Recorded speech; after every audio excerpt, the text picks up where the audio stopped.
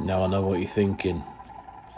You're thinking time travel, aren't you? You're thinking, how has he got this scene when Liberty Junction doesn't look like that? What's with this black and white? Hang on a minute. That's better. This video was not crazy.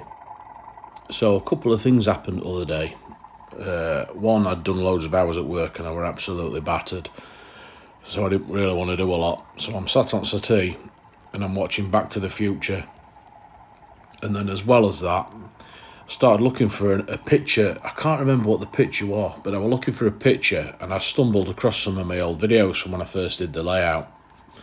And then I thought, well, I could do a video because no one's ever going to see this. And I talk about it sometimes, but I can never really explain it. So this is it. Welcome back to Liberty Junction. In the good old days of June 2023, when this video was taken. So I had no idea I was going to start doing any videos, none at all. I didn't think about YouTube. I didn't think anyone would be interested in looking at my layout on YouTube or anything of the sort. What I did do is I used to talk about it quite a bit to one of my mates at work, and rather than just waffle on all the time to him, I sent him a couple of videos, and this is one of them. And then I started adding little comedy scenes to my videos, and I showed it to a couple of other lads at work who had no interest at all in model railways, but one of them said to me, you should do a YouTube channel with that, because I reckon people will be into seeing that. And I just thought he's so wrong, but here we are now. But because I weren't ever planning doing any videos, there's literally just a couple of shots I've got, and then it's just going to be some photographs, because I did a bit of a photo log, and it were kind of just to remind me where I were at really than anything.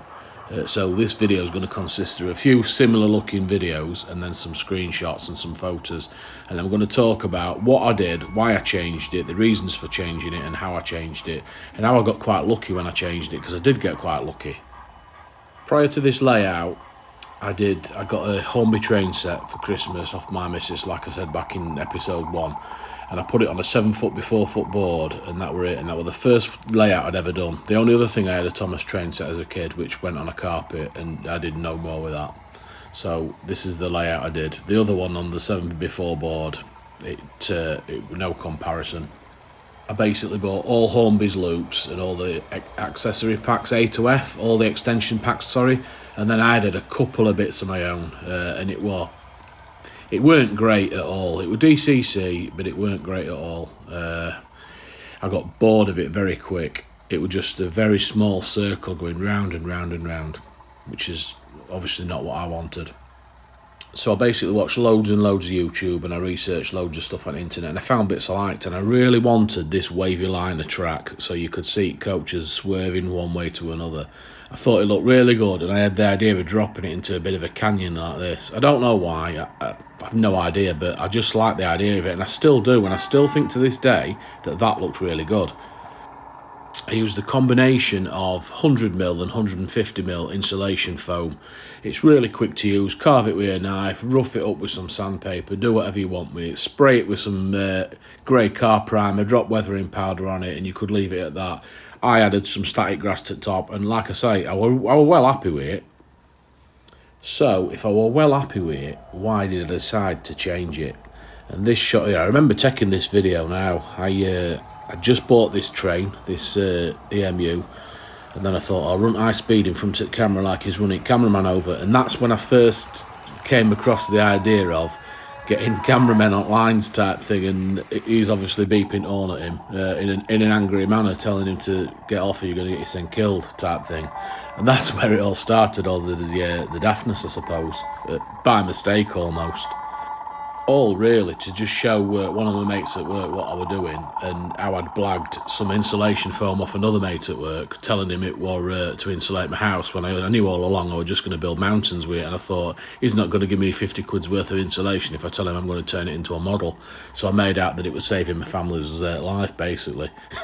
So if you're watching this, mate, you know who you are. Sorry about that. So just going back to the very beginning, before it even started, I used AnyRail, just learning as I went along.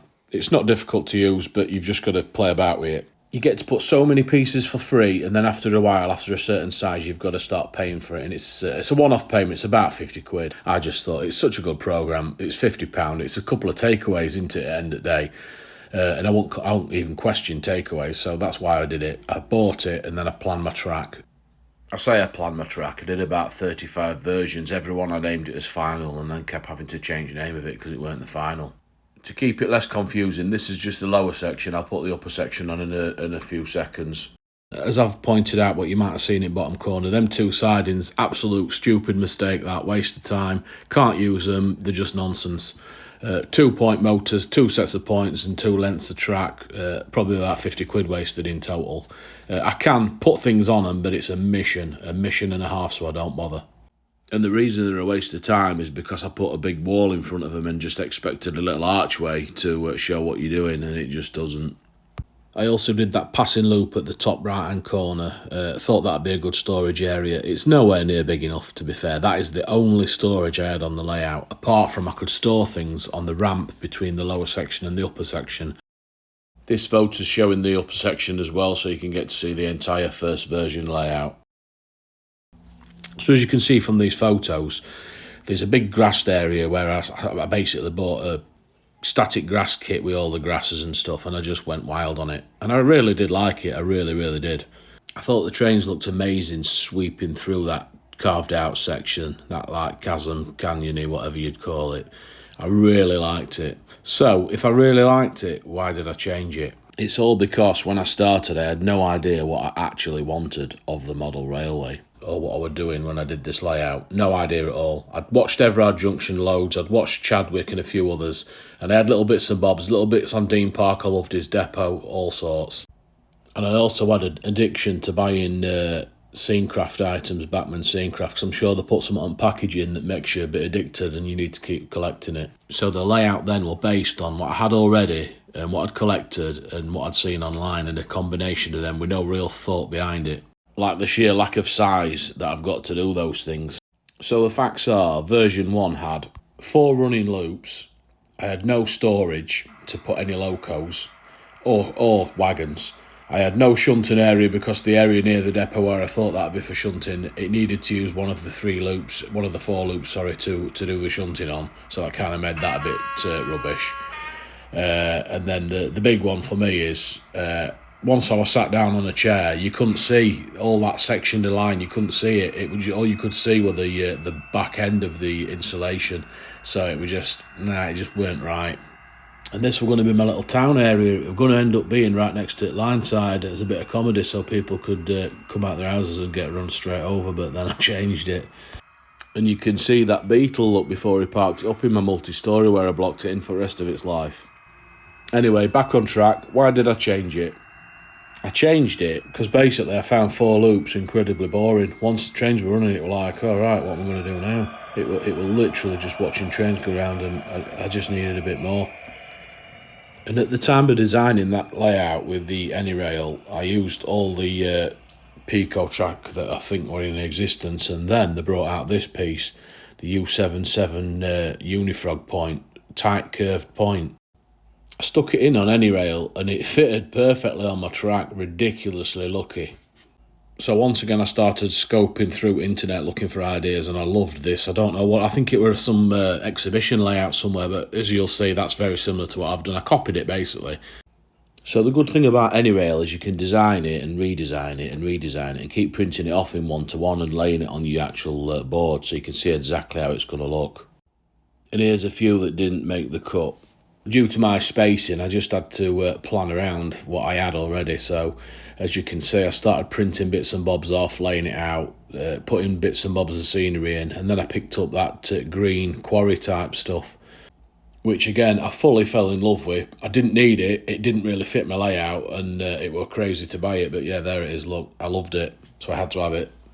And I basically tried it in every position I could until I found it where it could fit. And the only way it could fit was by taking out that building. That's how I built them things, look. A couple of cheeky boxes. Look at that. I should have done a build video on that because I think they look quite good. I don't know what you guys think, but to say that was almost free again, I think that looks. I love that building. If you could buy it in Scenecraft, I'd buy it. So yeah, the only way of fitting it was to take away that middle section, the further away half of that chasm area. But that then made the track behind it a little bit like pointless. It were a bit weird, so I decided to snap it in half and leave half of it still on, or a third of it, or a quarter, whatever, and have a bit of a digger digging it away. I just thought, to me, it made a bit of sense.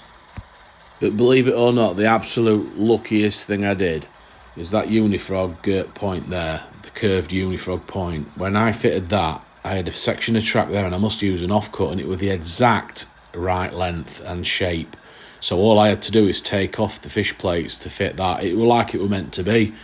Who'd have thought that? When would that ever happen? I never get lucky, but with that I did. And this is the result. I've gone from having a load of hills to having 5 6-foot lengths of line that I can park stuff on, locos, wagons and everything. It's got double slips, it's got 3-way points, all sorts of stuff, and I really enjoy it. It's probably my favourite part on track now. It's just so much fun, and I can have all 4 loops running and have a little shunter still messing about in this area. Not that I've done that yet, because I'm mad busy doing videos. So anyone who's just starting out, I would recommend having a really good think about what you want, because running trains in a circle all day without any points and stuff, to me, it's a big no-no.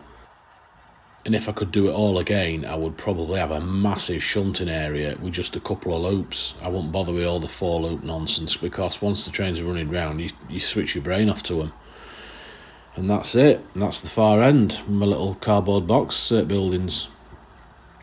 So as a relative newcomer to the hobby, to anyone starting out, I would recommend thinking and researching and looking at other people's stuff and decide what you want before you just jump in like I did, because I do rush into things. And if you can, get to a show and look at some exhibition layouts. Bit of a different video this, I hope you liked it. It just showed basically how I transformed my layout to something that I was quite bored of straight away, to something that I really enjoy now. If you did like it, give us a thumbs up. If you're not subscribed, please consider doing so, and I'll see you guys on the next one, which is going to be fully on mad and crazy. Cheers folks, see you later.